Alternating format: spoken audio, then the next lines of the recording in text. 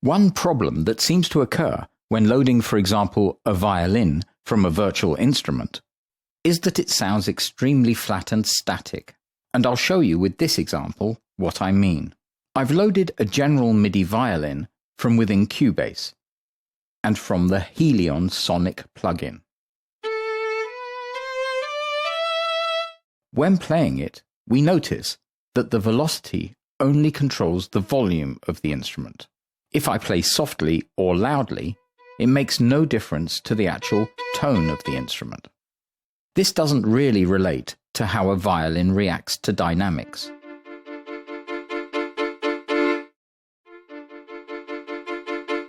When playing a violin with a bow, the player can actually play a note as long as he wishes, and during the length of the note, he can control the intensity and the dynamics of that note without having to start a new attack phase. Of course, if we wish a violin to play more staccato passages, then the dynamics can be changed at the start of each new attack phase. And this is ideal for those passages.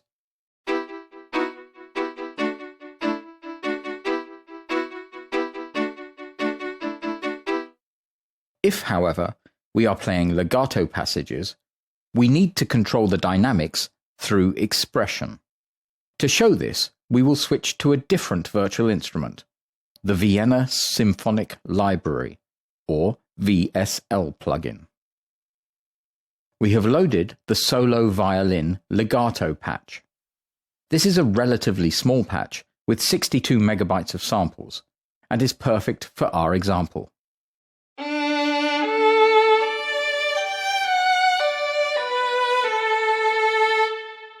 As we can hear, the sound is much richer and fuller.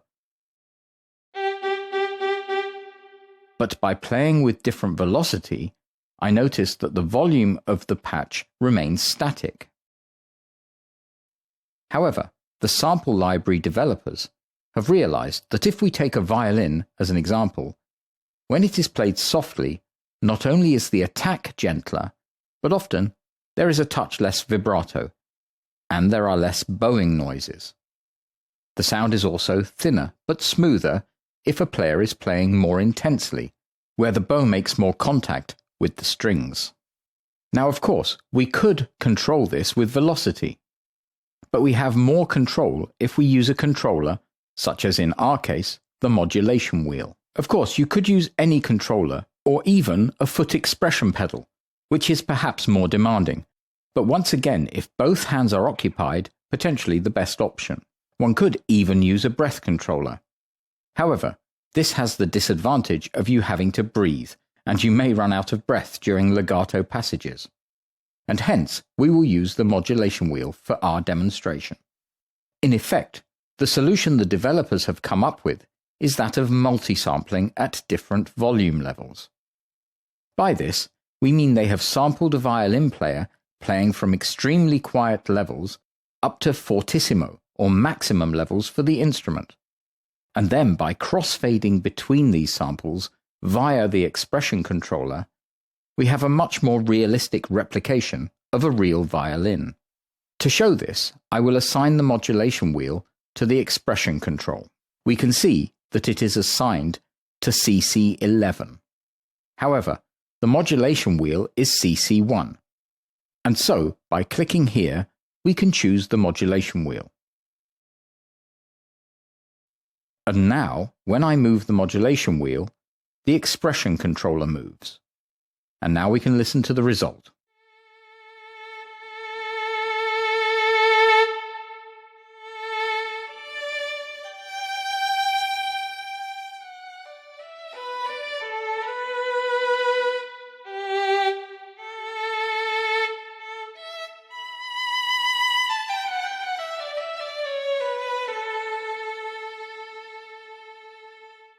We can clearly hear that not only is the level adjusted, but the character and timbre of the sound changes.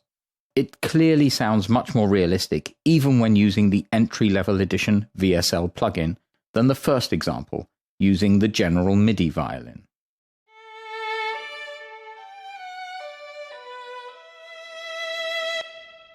If you require more realism, then obviously you can invest in the more expensive versions of the VSL library, or in other high-end libraries, in order to achieve even more realism.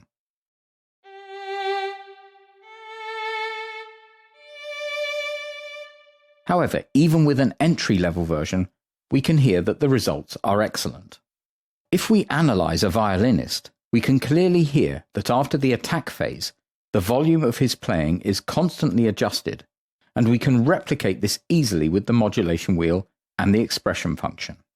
This is certainly not just for violin, but for many string instruments, and also brass or woodwind, or in fact, any instrument that requires dynamic articulation.